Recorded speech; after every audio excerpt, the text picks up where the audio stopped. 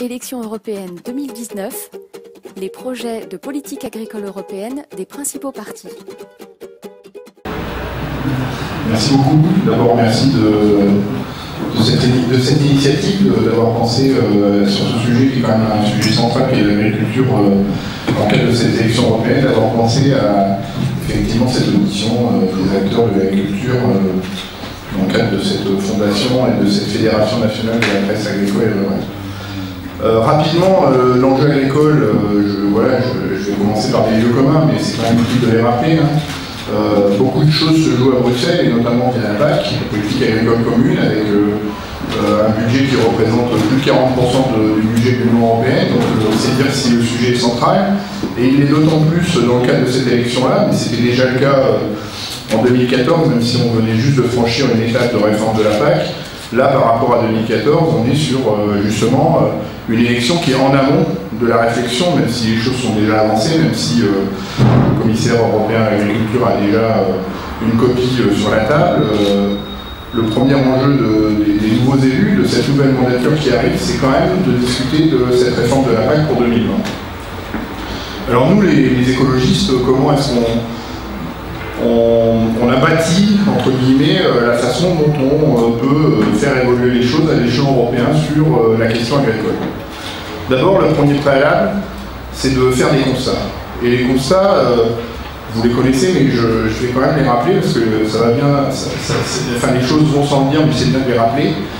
Le premier constat, c'est que l'agriculture est une activité économique qui est lourdement soutenue par des aides publiques, on l'a vu via la PAC, mais on intègre aussi dans ces logiques-là le poids des coûts externalisés liés à des pratiques agricoles qui nécessitent qu'on répare des choses sur les équilibres territoriaux, sur la biodiversité, sur la ressource en eau, sur le climat, qui est un enjeu central de cette élection européenne, et sur la santé. Donc ça, c'est le premier sujet.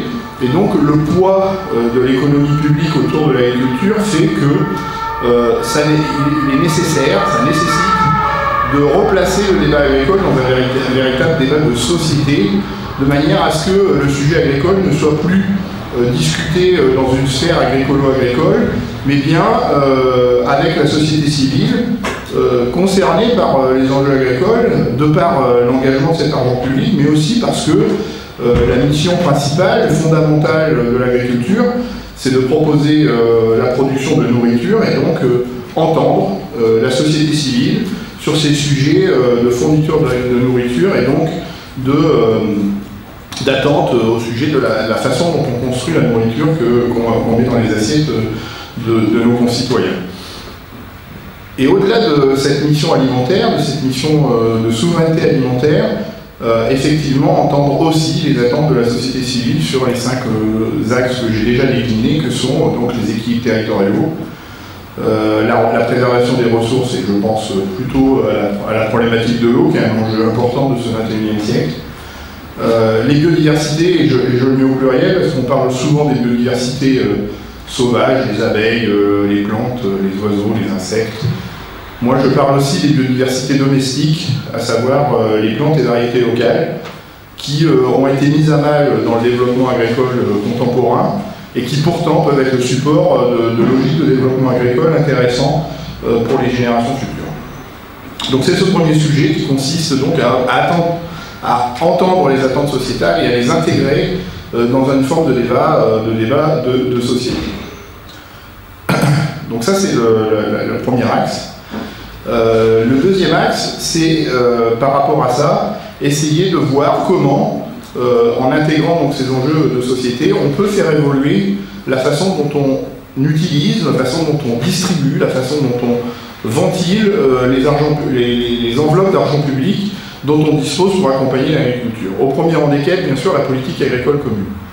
Et le principal sujet sur lequel nous, on essaie d'avancer, c'est sortir des logiques de distribution telles qu'elles sont imaginées aujourd'hui, où, par exemple, et c'est un exemple choisi à dessein, on préfère distribuer l'argent public de la PAC par unité de surface, avec tout ce que ça comporte de cercle vicieux, j'utilise le mot, dans la mesure où plus l'agriculteur est détenteur de surface, plus il accède à des enveloppes publiques, et plus il a des publics, plus il a de la surface, et donc c'est des logiques qui encouragent plutôt des logiques d'agrandissement plutôt que des logiques d'installation, dans la mesure où derrière chaque hectare de surface agricole, il y a une rente d'argent public, et donc à notre avis, c'est à travers sur lequel il faut qu'on s'attelle, et préférer distribuer l'argent public de la PAC par unité de main-d'œuvre, qui fait une autre logique de développement agricole, tournée vers l'installation, tournée vers l'emploi, et qui encourage les agriculteurs à créer de l'emploi, à s'installer, et les non-agriculteurs issus de... Enfin, qui peuvent avoir un projet agricole hors cadre familial, comme on a l'habitude de le dire, peuvent être aussi intéressés, et ça permet aussi de lever la problématique de l'accès au foncier, puisque c'est plus l'hectare de foncier qui constitue l'ouverture d'une enveloppe publique, mais la création de main-d'œuvre. Donc au-delà d'être une vraie politique agricole, ça peut aussi être une vraie politique de l'emploi. Le deuxième sujet, c'est sortir des logiques où la PAC est exclusivement un outil de complément de revenus, où certains agriculteurs, moi je suis moi-même agriculteur, et certains de mes collègues viennent me témoigner de la sensation qu'ils ont à recevoir cet argent public. Certains agriculteurs se sentent dans un statut parfois d'assisté, où cette logique de subvention ne leur convient pas. Et donc l'idée, c'est de faire un pas de côté, sortir de ces logiques de subvention et avancer sur ce qu'on appelle de la rémunération. Et là, on reprend les 5 grands enjeux que j'ai évoqués tout à l'heure, qui peuvent être le socle de cette logique de réflexion et de distribution d'argent public sur la rémunération qu'on appelle pour service rendu aux agriculteurs. Et donc à chaque fois que l'agriculteur s'engagera dans des pratiques qui permettent un équilibre territorial plus favorable, où cohabitent d'autres activités. Je prends souvent l'exemple de la zone sur laquelle moi-même j'évolue, qui est le bassin ostréicole de Marais-Oléron, où on a des activités primaires qui cohabitent, l'agriculture et l'ostréiculture, l'agriculture et la mytiliculture. À chaque fois que l'agriculture ne considère pas ses autres activités primaires en mer, on a des difficultés parfois de mortalité de coquillages, de dégradation de la ressource en eau, de gestion incohérente tant en quantité qu'en qualité par rapport aux autres acteurs. À chaque fois que l'agriculteur s'engagera dans des logiques plus respectueuses de ses équilibres territoriaux, plus respectueuses des autres acteurs de ce territoire, on peut imaginer cette rémunération pour service rendu. Même sujet sur l'eau, je l'ai un peu déjà évoqué sur les équilibres territoriaux, mais sur l'eau, aujourd'hui, le poids de l'agriculture est déterminant.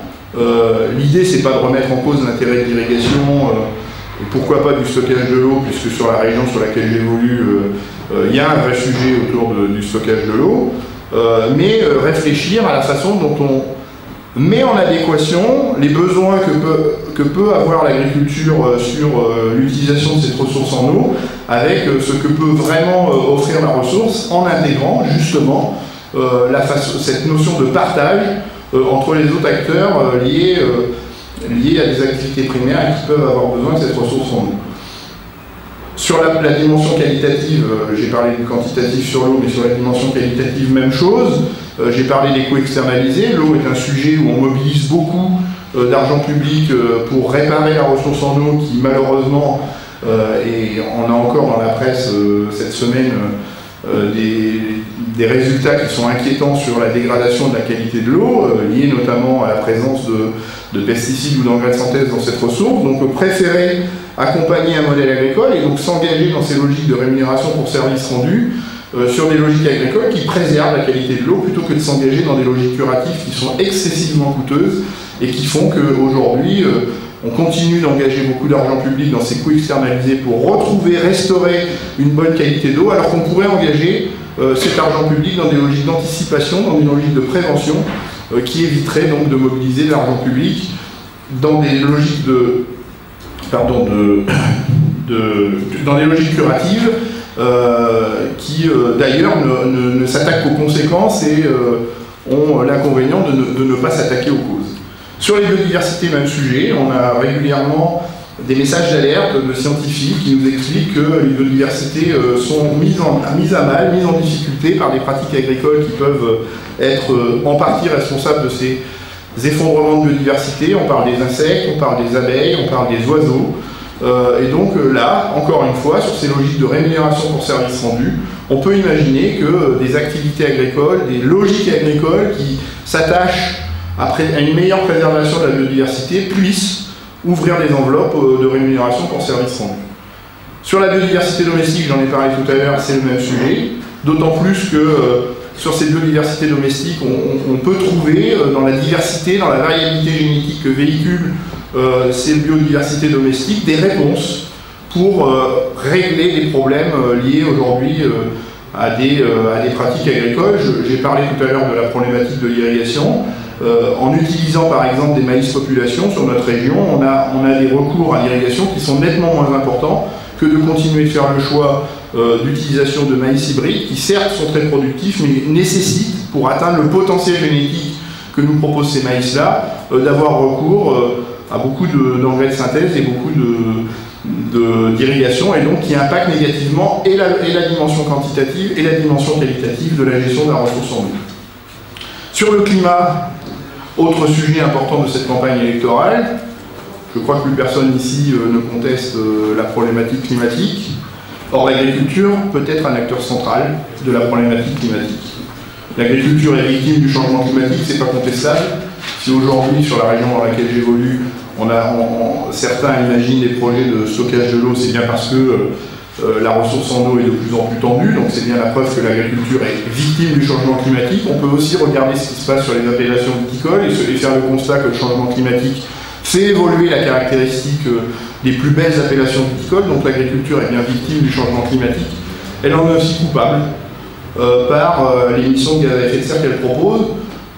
Comptez pas sur moi pour pointer du doigt l'élevage, même si on doit faire des efforts sur ces activités d'élevage, essayer de préférer des activités d'élevage qui fassent référence au pâturage, qui fassent référence à des modèles herbagers, parce que ces pratiques d'élevage-là qui font référence à des modèles herbagers permettent d'entretenir justement des espaces qui sont des zones de séquestration de gaz à effet de serre.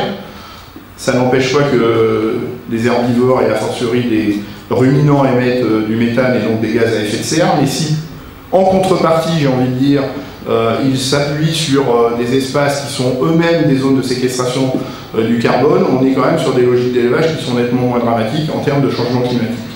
Moi je tiens plutôt à mettre l'accent sur la dépendance de l'agriculture au pétrole, et notamment sur la fertilisation azotée.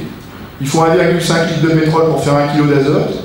Quand on fertilise avec de cet azote de synthèse 1 hectare de blé, 1 hectare de colza, 1 hectare de maïs, rien que par la fertilisation azotée, on crée une dépendance au pétrole de 3 à 400 litres par hectare et par an, avant même d'avoir tourné la clé du tracteur. Donc nous devons travailler tous ensemble sur des logiques qui s'affranchissent de cette dépendance au pétrole. De toute façon, dans une perspective où en 2050, il paraît-il, il faudra nourrir 9,5 milliards de personnes, cette dépendance au pétrole sera difficile à tenir en agriculture, puisque les spécialistes du pétrole nous disent aussi qu'en 2050, cette ressource en pétrole ne sera probablement pas disponible pour bâtir ces logiques autour de la synthétisation de l'azote. C'est d'autant plus vrai qu'on a des alternatives, avec l'utilisation plus massive de plantes légumineuses qui fixent l'azote atmosphérique. 80% de l'air, 78% exactement, de l'air qu'on respire est composé d'azote. On a la chance d'avoir des plantes qui s'appellent légumineuses. Nous, les agriculteurs et les politiques qui accompagnent l'agriculture doivent accompagner l'agriculture vers la redécouverte de mobilisation parfaitement gratuite et parfaitement inépuisable. Je viens de prendre l'exemple de l'azote atmosphérique, mais on peut aussi parler du carbone, on peut aussi parler de la lumière avec la photosynthèse qui nous permet de mobiliser des ressources parfaitement gratuites et parfaitement inépuisables que sont la lumière et le carbone. Et si j'ai bien compris, il y en a de plus en plus. Donc travaillons sur ces logiques où on avance également vers une agriculture qui retrouve davantage d'autonomie, autonomie bien sûr à l'égard des intrants, mais aussi autonomie de décision, et ça me paraît fondamental. Et donc, on peut accompagner, en rémunérant l'agriculteur sur ces logiques-là, notamment par le prisme, l'angle du changement climatique, dans la mesure où il s'engage dans l'atténuation du changement climatique, on peut imaginer une rémunération avec des indicateurs qui peuvent être parfaitement faciles à imaginer, comme par exemple l'indicateur du 4 pour 1000, que vous connaissez tous ici, j'imagine, qui consiste à dire que si on augmentait de 4 pour 1000 le taux de matière organique de tous les sols agricoles, on est en capacité de séquestrer à 75 à 80% des émissions de gaz à effet de serre issues de toutes les activités humaines. C'est dire si l'agriculture qui effectivement est partiellement coupable du changement climatique, victime du changement climatique, peut être la solution, avec un grand S, sur les enjeux de changement climatique. Et la dernière entrée, pour parler de rémunération pour services rendus, c'est la santé. Aujourd'hui, le lien entre des maladies environnementales et l'utilisation de substances de synthèse n'est plus à démontrer, que ce soit les pesticides CMR, les cancérogènes, mutagènes ou reprotoxiques, que ce soit les perturbateurs endocriniens. Il faut absolument accompagner les agriculteurs sur le renoncement à l'utilisation de ces molécules de manière à ce qu'on soit sur des enjeux sanitaires qui soient nettement moins impactés par l'usage de ces molécules. Et là encore, les solutions, parce que c'est bien beau de dire il faut se passer de ces molécules, mais il faut apporter des réponses, des solutions, des alternatives. Les solutions sont connues, elles s'appellent l'agronomie. Et donc quand on redécouvre les valeurs de l'agronomie, l'intérêt de l'agronomie, qui consiste, je l'ai dit tout à l'heure, à savoir mobiliser des ressources parfaitement gratuites et parfaitement inépuisables, par exemple, on peut maintenir des niveaux de productivité élevés en agriculture sans avoir recours à ces substances qui peuvent poser des problèmes sur le plan sanitaire. Et donc c'est une autre entrée, donc j'ai donné 5 entrées qui peuvent activer la rémunération pour services rendus aux agriculteurs. Et ce que nous suggérons, plutôt que de rester dans cette dichotomie premier pilier, second pilier, où finalement avec le second pilier très peu doté, on a du mal à contrebalancer le modèle agricole soutenu par le premier pilier, c'est de poser ces conditionnalités dans une forme de réciprocité pour l'octroi de ces aides dès le premier pilier, de manière à ce qu'on sorte de cette dichotomie où on est peu regardant sur ces logiques-là quand on distribue des aides du premier pilier, et où on essaie de contrebalancer certaines dérives du premier pilier avec le second pilier en n'y arrivant pas toujours comme on voudrait, a fortiori quand on a un gouvernement qui s'autorise à décaler de 2-3 ans parfois le versement des aides du second pilier aux agriculteurs et met un certain nombre d'entre eux en grave difficulté, alors que ces agriculteurs sont plutôt dans les logiques qui vont dans le bon sens. En tout cas, quand on pose le débat dans un débat de société, effectivement on peut considérer que ces agriculteurs sont engagés dans les bonnes démarches par rapport aux attentes sociétales. Donc voilà, c'est pas facile en 10 minutes, un quart d'heure de synthétiser un peu le fond de notre pensée, mais je crois en 10 minutes, je sais pas si c'est 10 minutes ou un quart d'heure, je ne sais pas si j'ai réussi à faire un tour de piste suffisamment satisfaisant. Non, très bien, c'était assez clair, on vous remercie. Maintenant, on va peut-être laisser la place aux questions pour ceux qui veulent s'exprimer.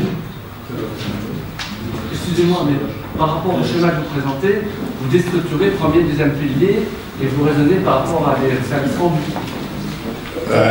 Oui, je pense, enfin, comme quoi ça nécessite.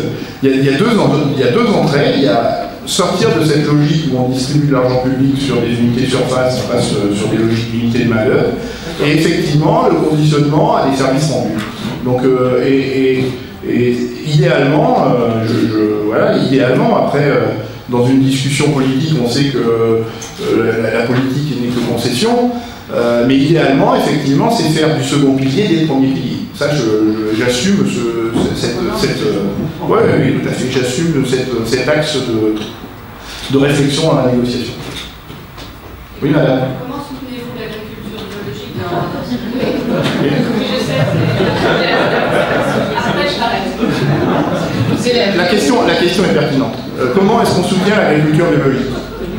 Moi, je suis moi-même agriculteur bio-certifié, agriculteur biologique, mais j'ai l'habitude, au risque de surprendre certains, j'ai l'habitude de dire que l'agriculture biologique s'en sort que si elle fait référence à des logiques agronomiques. C'est-à-dire que, et c'est d'ailleurs ma démarche, c'est-à-dire que moi, ce qui m'intéressait, c'était d'abord de faire de l'agronomie.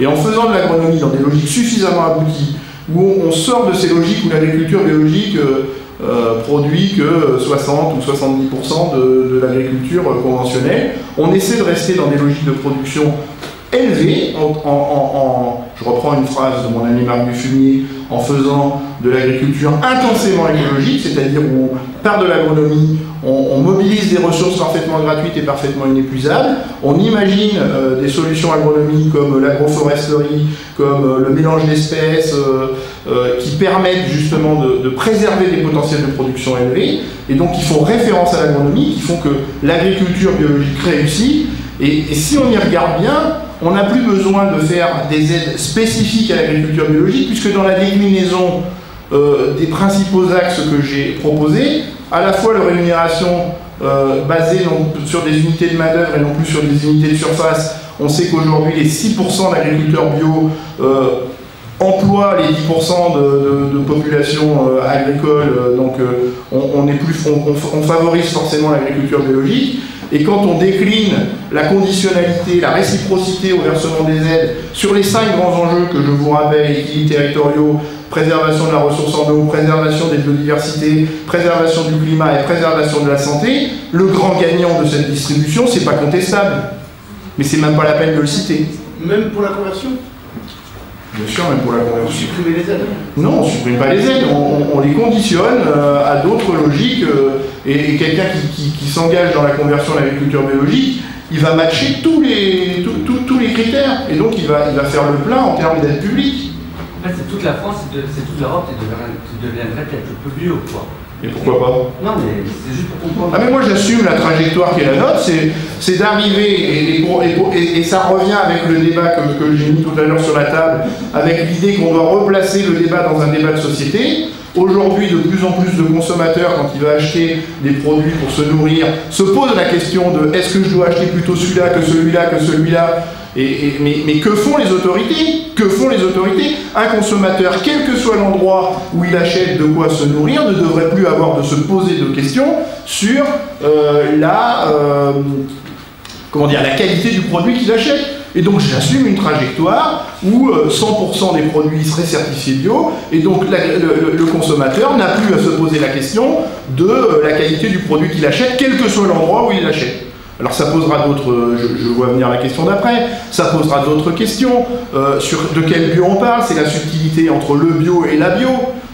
Est-ce que ce modèle-là va satisfaire des logiques sociales, éthiques, équitables? Oui, ça c'est des vraies questions que le cahier des charges de l'agriculture biologique ne règle pas aujourd'hui, mais c'est pas sa fonction.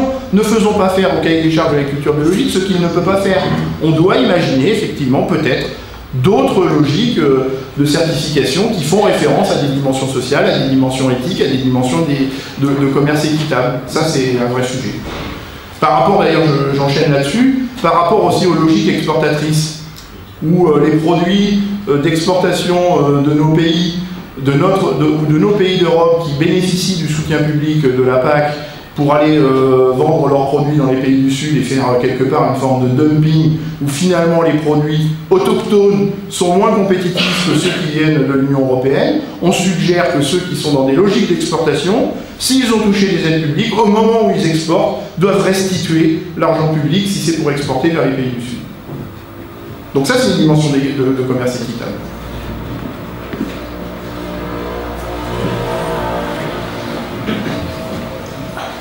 Vous avez parlé de diminuer la dépendance au pétrole, oui, et en même temps donc, de pousser le développement de l'agriculture biologique, qui est la plus grosse consommatrice d'or de tracteurs ici. Je viens d'une zone de culture spécialisée, donc en bio, le tracteur tourne. Donc comment faire sur ce point-là? Et la deuxième question, c'est par rapport aux solutions non chimiques de protection des plantes et des animaux. Est-ce que vous pensez que c'est moins impactant sur la santé? Alors, sur la première question sur la dépendance au pétrole, quand on y regarde de près, à partir du moment où on utilise beaucoup moins d'engrais de synthèse, voire plus du tout, puisque la certification de l'agriculture biologique impose de ne plus utiliser d'engrais de synthèse, vous allez voir qu'on peut faire un paquet d'heures de tracteur avant de revenir sur les niveaux de dépendance au pétrole liés à la fertilisation azotée. Je vous ai expliqué 3 à 400 litres de pétrole par hectare et par an, rien que par l'azote qu'on apporte sur les parcelles. Donc des heures de tracteur, on peut en faire, mais quand on fait référence à l'agronomie, et moi je suis en agriculture biologique, je vous l'ai dit, ce qui m'intéressait, c'était pas d'être certifié en bio, mais de faire de l'agronomie. Et aujourd'hui, par rapport à la situation d'avant, j'ai divisé par 3 le gasoil que je mets dans mes tracteurs depuis que je suis en agriculture biologique. Vous êtes producteur je suis en polyculture, polyélevage, donc j'ai atelier caprin-lait, atelier bovin-viande, chevaux de trait, du Poitou, dans des logiques agronomiques pour faire du pâturage plurispécifique et poules pondeuses avec des poules blancs.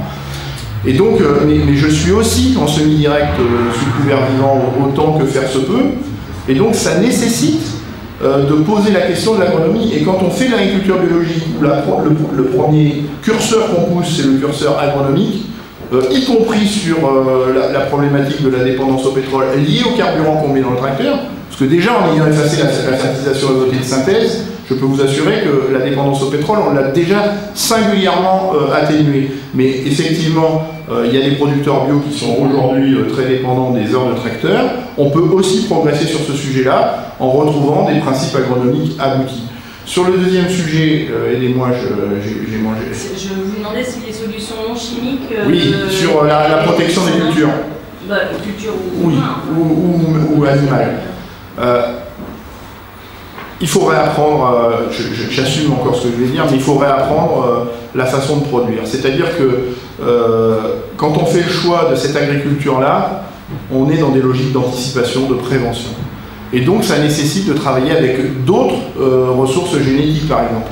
C'est-à-dire que moi, je ne veux pas faire de...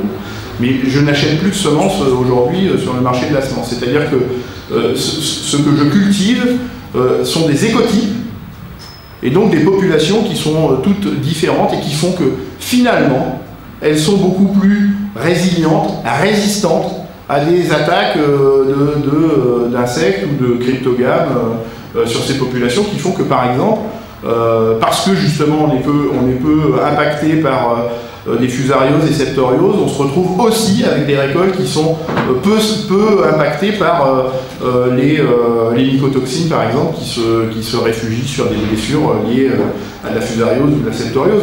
Donc ce que j'ai envie de vous dire, c'est que quand on attrape le sujet très en amont et qu'on s'attaque aux causes et non pas aux conséquences, parce que pourquoi est-ce que les cultures ont besoin d'une forte protection aujourd'hui? C'est parce que la fertilisation azotée déséquilibre le rapport C sur N, carbone sur azote des plantes, qui font que ces plantes deviennent sensibles à des attaques d'insectes et de maladies et nécessitent donc d'être protégées. À partir du moment où on travaille sur une fourniture d'azote organique ou atmosphérique, parce qu'on utilise des plantes complémentaires dans la même parcelle, on n'est pas sur des pics de nourriture azotée qui font qu'on déséquilibre ce rapport C sur N et qu'on se retrouve donc à devoir protéger les cultures. Enfin, donc s'attaquer aux causes et non pas aux conséquences, c'est la meilleure réponse pour sortir des dépendances à des protections. Après, l'agriculture biologique ne ferme pas complètement la porte dans des proportions, moi je suis éleveur aussi, j'ai droit, je crois, sur mon troupeau caprin, à 3 chèvres par an qui peuvent bénéficier d'un traitement antibiotique si, pour une raison X ou Y, on a eu un problème sur une mise-bas. Alors, moi, c'est 3 en 10 ans, mais peu importe, on a quand même, on n'est pas suffisamment, surtout quand on revendique le bien-être animal, obtus pour dire qu'une chèvre qui fait 41 fièvre, on ne va pas l'accompagner. C'est ça le bien-être animal aussi. Sauf qu'il faut l'encadrer et ne pas retomber dans les travers où dès qu'il y a un peu de travers, si je peux m'exprimer comme ça, on sort la picouse avec l'antibiotique et l'anti-inflammatoire qui va bien. Et tout ça, on peut l'anticiper. On a des produits en agriculture biologique qui peuvent accompagner en amont de la mise-bas les animaux pour que justement la mise-bas se passe bien et qu'on n'ait pas de difficultés qui nécessitent le recours aux antibiotiques. J'espère que j'ai été clair. Oui, mais c'était pas... La question, c'était qu'on parle rarement des possibles conséquences des produits bio qui sont pas totalement... Par exemple, moi, le cas, c'est l'accumulation de cuivre dans les sols. Alors, le cuivre dans les sols, effectivement, j'aurais dû avoir le réflexe. Le cuivre dans les sols, remettre les choses en perspective.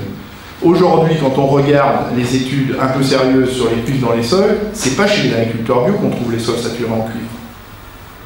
Tout simplement parce que le cahier des charges à l'agriculture biologique plafonnait la dose d'utilisation du cuivre hier à 6 kg par hectare, métal, cuivre, par hectare et par an.